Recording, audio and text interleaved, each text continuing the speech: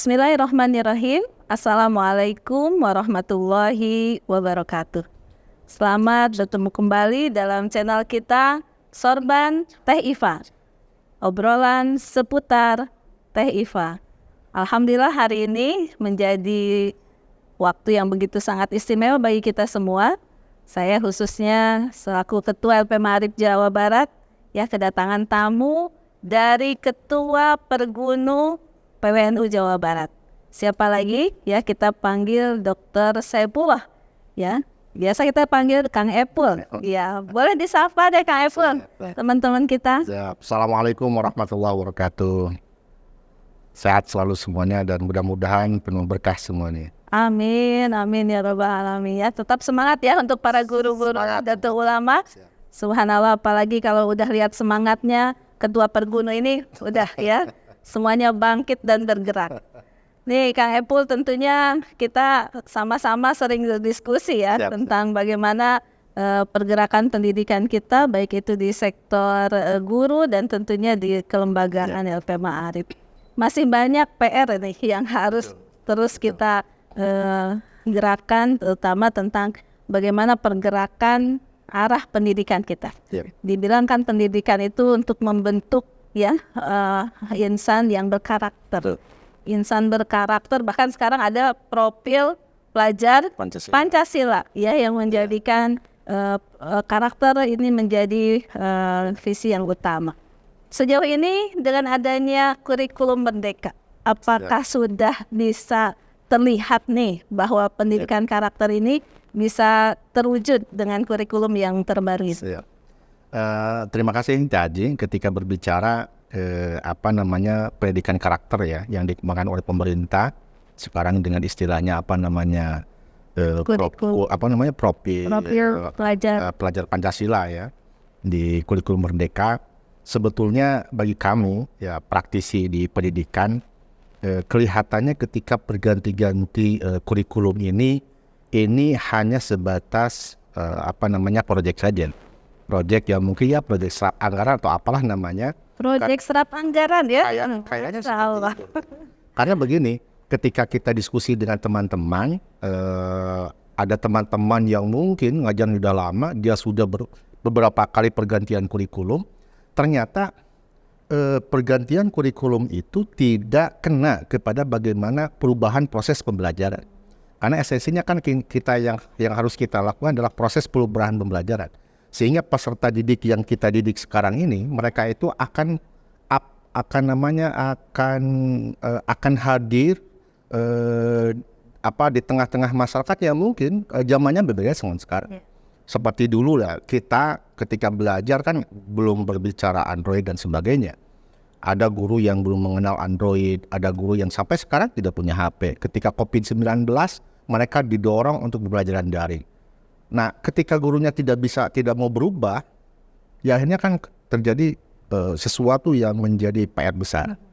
Nah, oleh karena itu, saya harap pergantian kurikulum ini jangan hanya sebatas, mohon maaf, untuk serap anggaran saja, tetapi bagaimana perubahan kurikulum ini benar-benar kena kepada guru sebagai ujung tombak pendidikan, sehingga mereka itu ada terjadinya perubahan dalam sebuah proses pembelajaran. Perubahan mental terutama perubahan mental dalam membangun mindset. Betul. Berpikir tentang bagaimana menyambut arah zaman yang memang dibutuhkan untuk adanya perubahan. Dan itu belum kena Belum kena, karena begini, kalau dulu itu guru itu mungkin dulu bisa menjadi salah satu sumber pengetahuan. Ketika ada orang masalah apa, nanyanya ke guru. Dia tidak tahu apa, nanya ke guru. Tapi zaman sekarang, sebelum nanya ke guru, orang sudah bertanya ke Google. Ya kan gitu. Ketika kita mau ke Jakarta, kita nanya dulu, naik apa, turun di mana, dan seterusnya. Kalau sekarang kan hanya dengan HP Android, orang sudah bisa tahu jawabannya. Dan alih-alih itu. Nah itu betul teh. Jadi kalau hanya sebatas kepada transfer pengetahuan, maka sebenarnya peranan guru ini sudah bisa diambil alih oleh teknologi. Tetapi dengan apa yang tadi Teteh katakan terkait dengan pendidikan karakter, inilah adalah poin penting yang menjadi potensi yang sangat besar bagi guru-guru NU, karena proses pendidikan karakter itu tidak bisa dilakukan oleh media digital. Seperti itu. Iya, jadi satu sisi ya bahwa memang pendidikan karakter itu memang harus menjadi jargon dan itu menjadi nilai kelebihan ya lembaga pendidikan Nahdlatul Ulama. Tetapi dari satu sisi tadi berkenaan dengan pendidikan berbasis teknologi ini gimana nih Kang Epul? Nah itu ketika pendidikan berbasis teknologi ini yang PR besar. Kita Sudah siapkah kita? Nah, pertanyaannya bukan sudah siapkah gurunya, tetapi sudah siapkah kita memfasilitasi lembaga pendidikan untuk menuju kepada era digital. Mohon maaf, jangan sampai guru diminta untuk proses pembelajaran digital, tetapi prasarananya dikasih. Contoh, ketika COVID, harus belajar daring. Kuotanya dikasih, gurunya gak punya HP Android. Itu dia. Kan begitu. HP-nya punya, kuota dikasih, sinyalnya gak ada. Kan ini PR besar. Artinya harus selaras antara sarana prasarana dan yang lainnya. Nah setelah itu disiapkan, baru kita siapkan SDM-nya. Supaya guru-guru bisa menggunakan teknologi itu. Sehingga apa yang kita latih langsung bisa diimplementasikan di lembaga pendidikannya. Oke, jadi itu tidak bisa terpisahkan ya daripada semangat untuk perubahan. Betul, Semangat betul. perubahan dari mindset berpikir guru kepada sarana prasarana dan juga bagaimana penguatan ya pembentukan guru itu sendiri melalui pelatihan-pelatihan. Jadi sejauh ini masih pada aspek apa tadi pemenuhan anggaran saja ya. Ya, kelihatan seperti itu. Ya mohon maaf ya.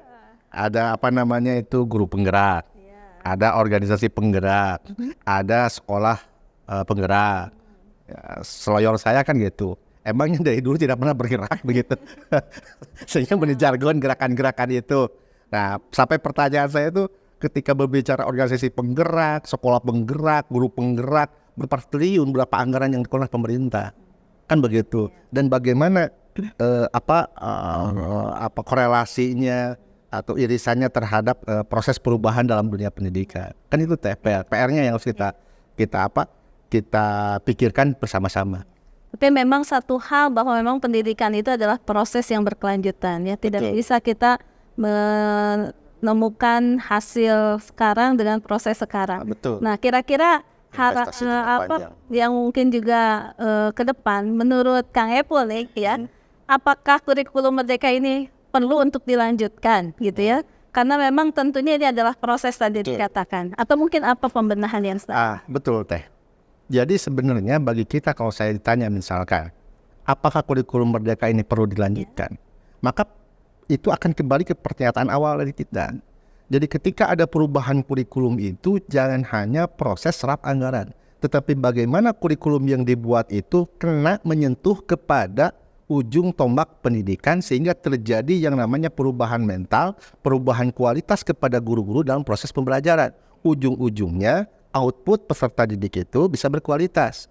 Kualitas bukan hanya cerdas secara intelektual, tetapi cerdas secara spiritual. Kalau bahasa sekarang di istilahnya namanya pendidikan karakter. Kan seperti itu Teh. Ya, dan tentunya juga nanti ada kebijakan-kebijakan ya yang akhirnya memaksa semua untuk bergerak. Nah saat ini tentu apakah itu sudah dianggap efektif belum aturan-aturan itu? Saya kira aturan itu kurang efektif ya, belum. karena hanya berbasis kepada administratif ya. Karena jujur ya, saya seorang Nahdiyin ya, kalau berbicara pendidikan, sebetulnya role modelnya itu pesantren. Iya. Role modelnya Sudah lebih merdeka ya. Betul. Contoh begini kalau di pesantren ya, ada anak yang sekolah misalkan, anak ini ingin pesantren, dia ingin misalkan mempunyai kompetensi di bidang alat, maka akan masuk ke pesantren mana? Salah satunya kan Haur Kuning kan, alat kan gitu. Artinya sudah ada terjadi pembidangan Teh, kan begitu. Sesuai dengan karakter keinginan. Nah, yang kedua ketika anak itu masuk ke Haur Kuning misalkan, dia pada kitab tertentu sudah selesai, maka dia tinggal lanjut aja kan gitu, ke kitab selanjutnya kan begitu. Itu kan merdeka, kan begitu sebenarnya. Itu sudah terbentuk ya di dunia pesantren. Sudah terbentuk di pesantren. Jadi kalau menurut saya ya, mohon maaf ya, kalau Mas Nadiem Makarim ya Menteri Pendidikan ingin memajukan pendidikan, menurut saya ya belajar ke pesantren NU. Iya, ya Saya sudah terbiasa. Sudah terbiasa, ya. betul sudah terbiasa. Dan ini juga kita bisa membaca nih ya, bagaimana pergerakan dari kurikulum Merdeka ini tidak bisa masif di semua lini. Kita lihat mungkin lebih banyaknya di dinas pendidikan ya. Kementerian Agama dengan madrasahnya itu masih tertatih-tatih untuk bisa ya bagaimana mendapatkan informasi pelatihan dan yang lainnya. Nah ini kan satu kejomplangan yang luar biasa ya.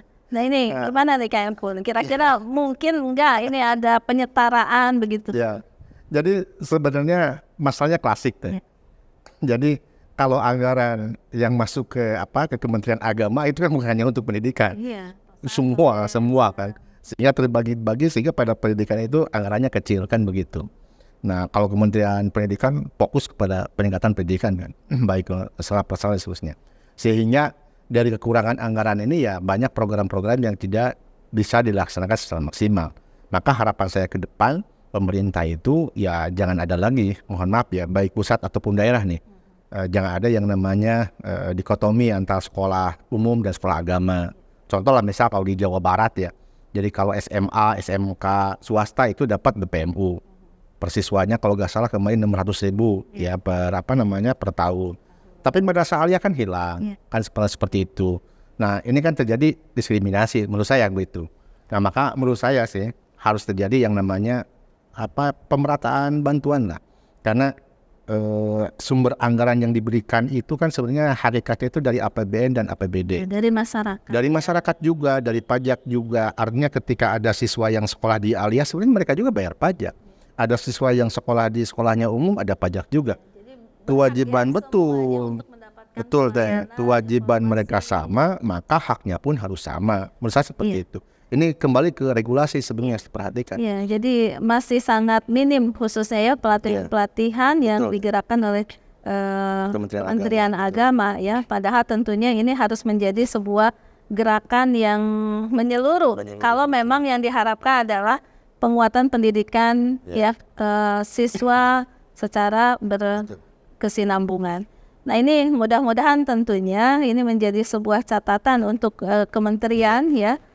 Termasuk juga dalam penguatan pendidikan karakter. Ini kan tidak lepas dari pendidikan madrasah, keagamaan ya, seharusnya kembali itu amanat dari Undang-Undang Dasar kita ya.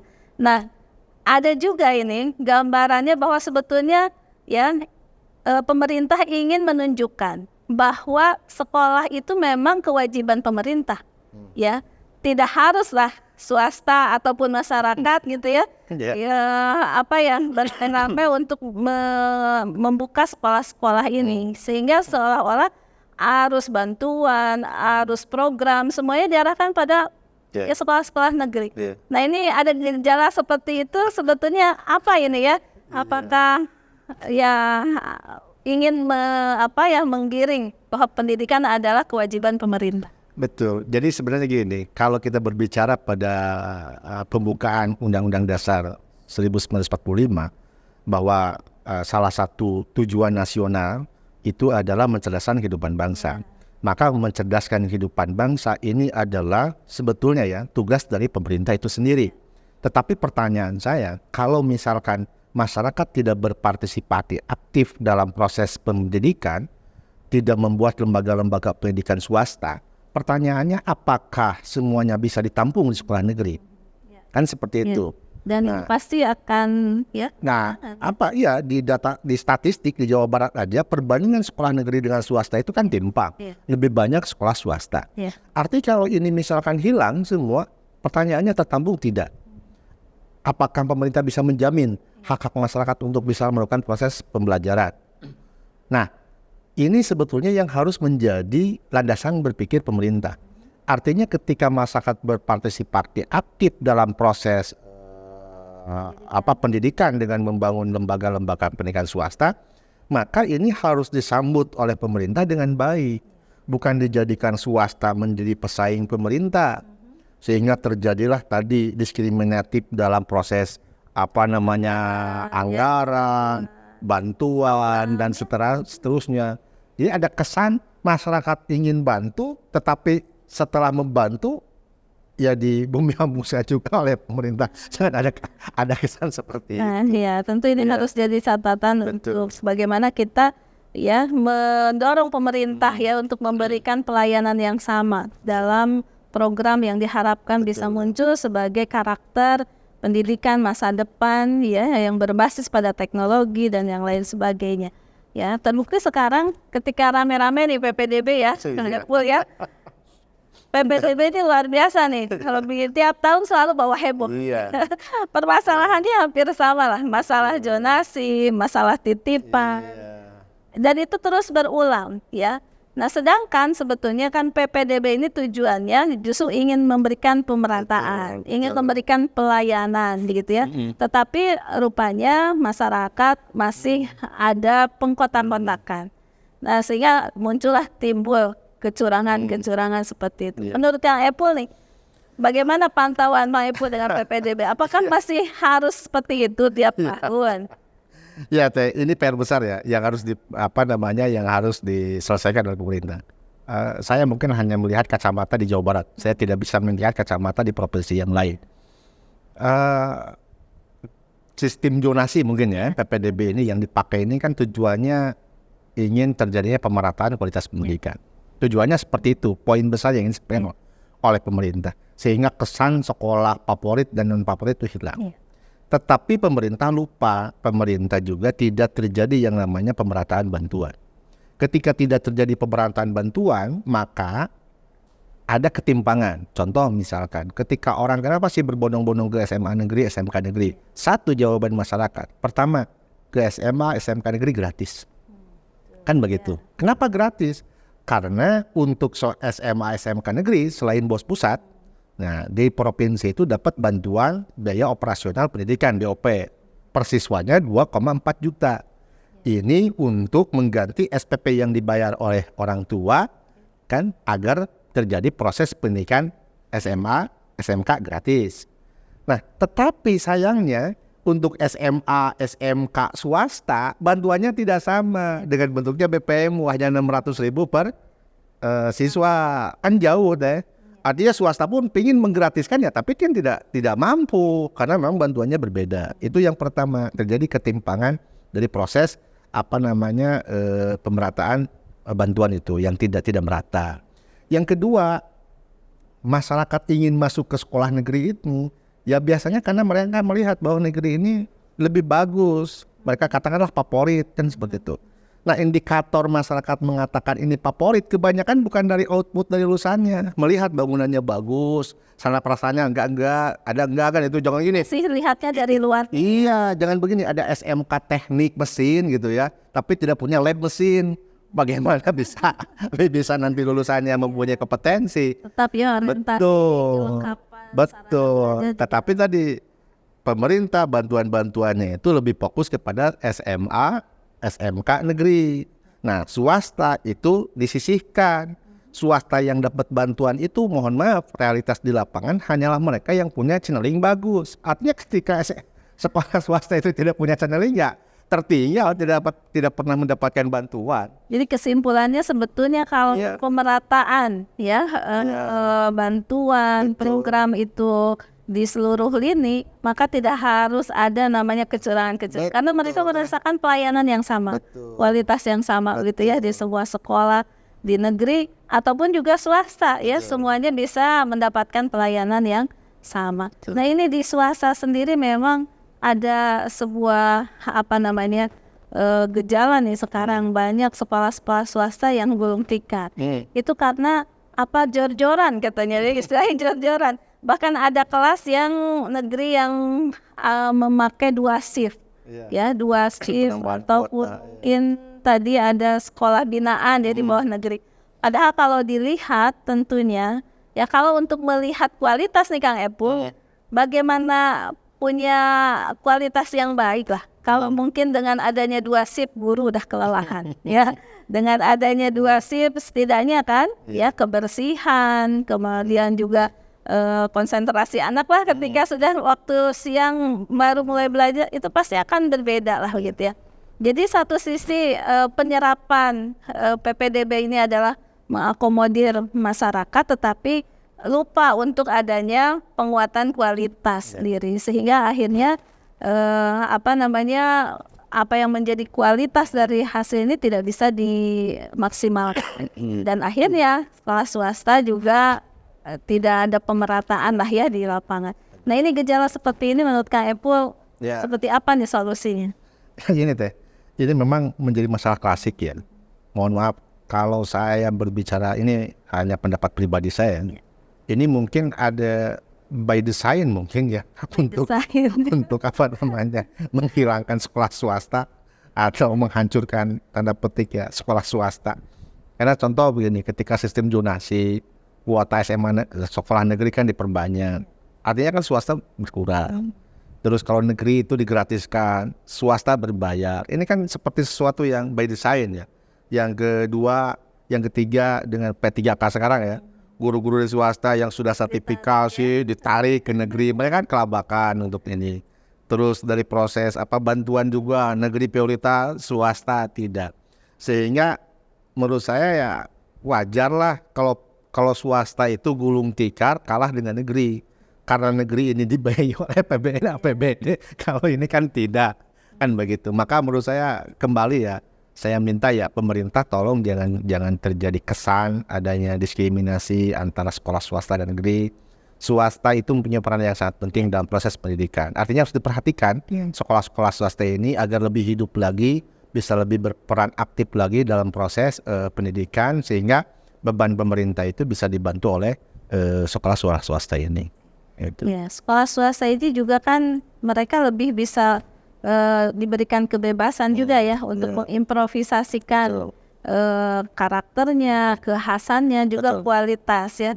Saya kira tidak harus ada terlalu, apalagi ini zamannya merdeka gitu ya, untuk namanya pemetaan anggaran dan juga ya yang memang pasti akan berbeda antara sekolah swasta dengan negeri ya. Nah ini kan bagian dari bagaimana ya kalau kita istilahnya di kota ya ditata, di desa diurus gitu ya, semuanya harus berkembang gitu ya. Nah saya kira segmen negeri ya memang tetap harus dijadikan kekuatan dalam penguatan pendidikan di pemerintah. Tetapi tentunya juga dia dengan karakteristik swasta seperti itu juga kan harus ya kita support, bahkan diharapkan bisa lebih leluasa lagi ya mengimprovisasikan karakter khasnya. Nah ini saya kira menurut Kang Eplum ya tentang bagaimana sekolah-sekolah swasta sekarang ini permasalahannya karena masalah di anggaran atau dan memang karena masalah kualitas itu sendiri, atau sebetulnya ya tadi mindset masyarakat tentang di sekolah swasta dan Ya, jadi sebenarnya jadi kalau sekolah swasta itu kita jangan bayangkan yayasannya yang besar yang modal kredit. Di sekolah itu di swasta ini kebanyakan dulu memang ada dorongan dari masyarakat. Jadi ketika di suatu daerah itu tidak ada sekolah, anak kalau soalnya itu terlalu jauh, sehingga anak-anak itu karena terlalu jauh mereka tidak mau untuk melanjutkan pendidikan. Biasanya masyarakat itu penduduk di sana sehingga mereka membangun sekolah. Itu ya notabene itu dibangun oleh masyarakat. Kalau istilah kita disebutkan sekolah swasta di sana.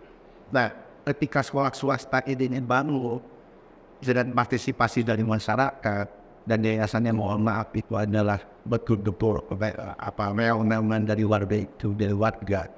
Kebayang kalau misalkan mereka harus bersaing dengan sekolah negeri, di mana sekolah negerinya itu dibiayai oleh APBN, oleh APBD, guru-gurunya digaji oleh APBN, APBD. Sekarang kalau swasta, dia harus menjadi guru. Jadi guru untuk sarana prasarana, semua adalah dari bos besar. Makanya kalau sekolah swasta itu ya gajinya, mohon maaf ya, 1 juta itu sudah sangat besar. Rata-rata 300.000, 500.000 ya per bulan. Dan situ pun gak ada yang jadi. Kok kamu bosnya cair? Jadi saya pernah kalau orang itu 30 bulan ya dapat gaji karena bosnya belum cair. Itu waktu itu belum nikah. Betul. Ini adalah Kalau dari tuanya padahal kalau kita lihat banget nih, hitung matematik aja guru itu gaji swasta ya 1 juta misalnya gajinya per bulan. Dia punya anaknya 2, istrinya alhamdulillah 1 misalnya. Berarti kan 4 sama dia harus bayar BPJS, bayar listrik, belum lagi kuota buat anak yang tidak manusiawi. tapi tuntutannya sangat besar. Ini menjadi problem kita sebenarnya. Makanya yang harus dipikirkan oleh pemerintah, bagaimana bisa memanusiakan guru, bagaimana bisa mensejahterakan guru. jangan hanya menuntut guru untuk melakukan sesuatu, tapi kita tidak pernah mengasih reward kepada guru itu sendiri. Nah ini menjadi sehat bagi kita. Baik kita harus berpikir juga bagaimana jaminan keselamatan, jaminan kesehatannya dalam bekerja. Contoh satu kasus, kalau misalkan guru lagi ngajar, dia keluar dari sekolahnya, mau ke ruang guru, terus pleset jatuh, ya jatuhnya ke tinggi-tinggi banget lah. Ini 2 meter lah jatuhnya kan, kakinya patah misalkan, untung masih selamat, ya kan? Nah, kakinya patah nggak bisa ngajar selama 6 bulan. Pertanyaannya apakah diganti oleh sekolah kan tidak? Lalu pertanyaan yang kedua, bagaimana biaya hidup anak dan istrinya? Ini nggak harus dipikirkan oleh bapak. Mereka itu betul-betul pendidikan. Tidak ada yang pernah memikirkan itu. Yang bagaimana nasib pendidikan kita itu dari bagaimana kita memfasilitasi dan karena guru kita. Kalau kita menghormati guru, melayani guru, mana berarti kita mau melihatkan nilai ilmu itu dulu ya. Nah ini tentu menjadi sebuah catatan untuk kita semua ya. Bagaimana kualitas pendidikan, begitu juga tentang bagaimana carut marutnya ya, apa yang menjadi kebijakan-kebijakan yang akhirnya kita bisa memberikan pelayanan yang maksimal, ya, baik itu kepada guru dan juga kepada anak-anak. Ya, kata kalau prosesnya sudah carut marut begitu ya, ini tentu tidak akan bisa menghasilkan kualitas pendidikan yang sendiri. Ya, ini mungkin jadi catatan dan juga obrolan yang terus ya kita buatkan untuk masyarakat, buatkan juga untuk para penggiat pendidikan, pemangku kebijakan untuk adanya pemerataan, ya pemerataan program, pemerataan fasilitas dan juga pemerataan terhadap kebebasan berikan improvisasi terhadap tambahan model tersebut. Nah ini tentu di akhir ini kita dengarkan posisi real dari Ketua Bawaslu Jawa Barat ya. Nah itu ya. Pendidikan ini tidak lepas dari kebijakan politik. Oleh karena itu saya berharap guru-guru jangan berhenti. Cita-citanya harus terus mempunyai cita-cita yang tinggi. Saya berharap guru-guru itu bisa masuk di ranah mereka bisa membuat sebuah regulasi dan mereka juga bisa mengimplementasikan regulasi itu sendiri. Sehingga kalau regulasi ini dibuat oleh praktisi yang betul-betul tahu dunia pendidikan, maka insya Allah regulasi itu akan terasa bermanfaat bagi kita semua. Dan bagaimana kita implementasinya itu betul-betul dilakukan oleh orang-orang yang paham dunia pendidikan, itu akan tepat sasaran. Ya, jangan sampai terjadi pemangku kebijakan pendidikan itu bukan orang pendidikan. Jangan sampai terjadi pemangku kebijakan pendidikan itu dari orang kesehatan. Hanya paham pendidikan. Harus paham pendidikan. Karena kalau bisa itu tadi dari guru. Betul, dari guru untuk guru, maka kita harus dorong supaya guru-guru ini ada yang duduk di legislatif, ada yang duduk di eksekutif, sehingga dia itu bisa membuat regulasi dan regulasinya bisa diimplementasikan dan tepat sasaran. Bisa kerasa oleh kita dan paham bermasalah itu sendiri. Iya. Dan tentunya ya yang betul-betul paham tentang karakteristik dan kebutuhan ya warga Nahdlatul Ulama. Ya tentunya sepakat kita bahwa memang harus ya dari perjuangan amanah para masyayikh kita untuk bisa kembali ya mengisi terhadap kebijakan-kebijakan yang strategis ya.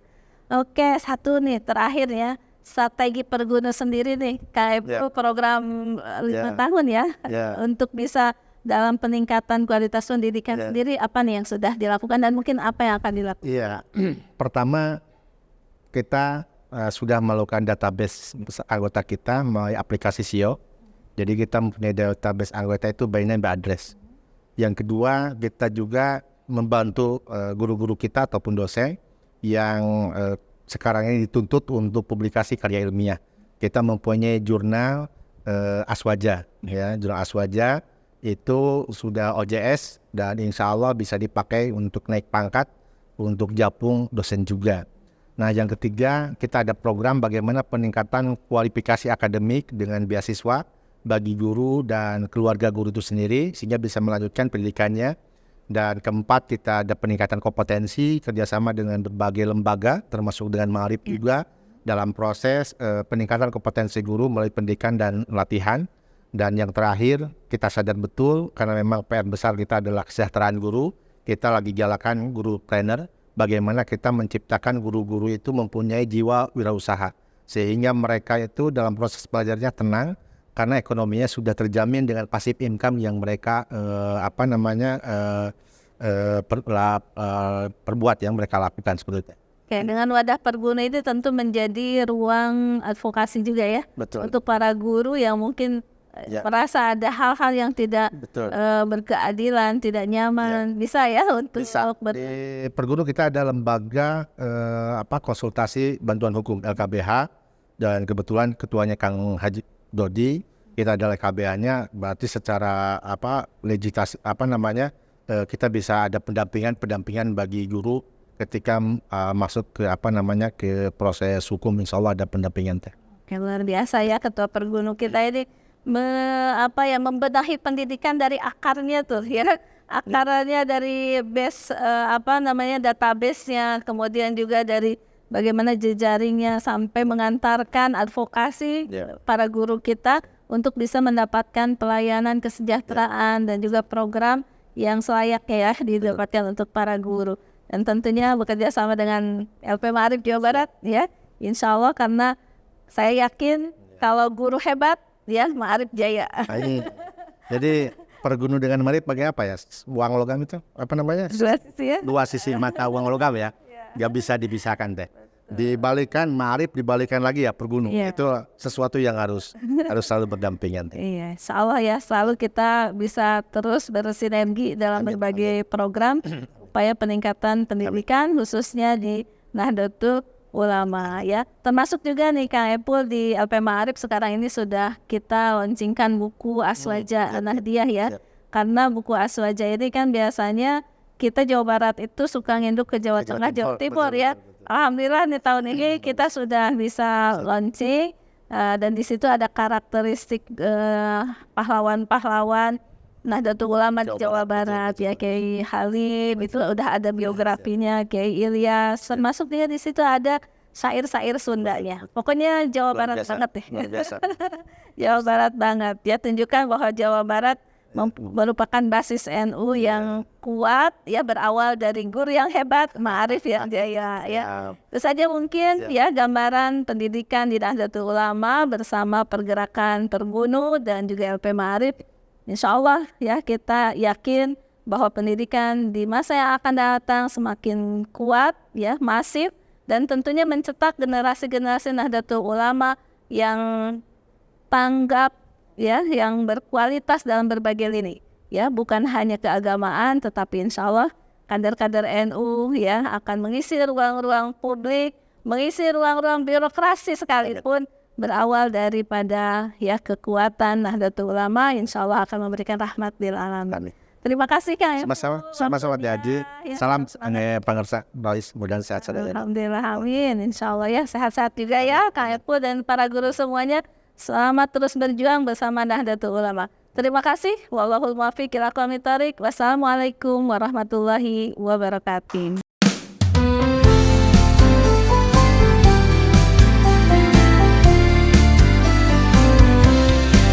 Sobat istimewa Ifa Faiza Rohmah, pegang teguh amanah syaihuna, syaminah wa atona tazim kita.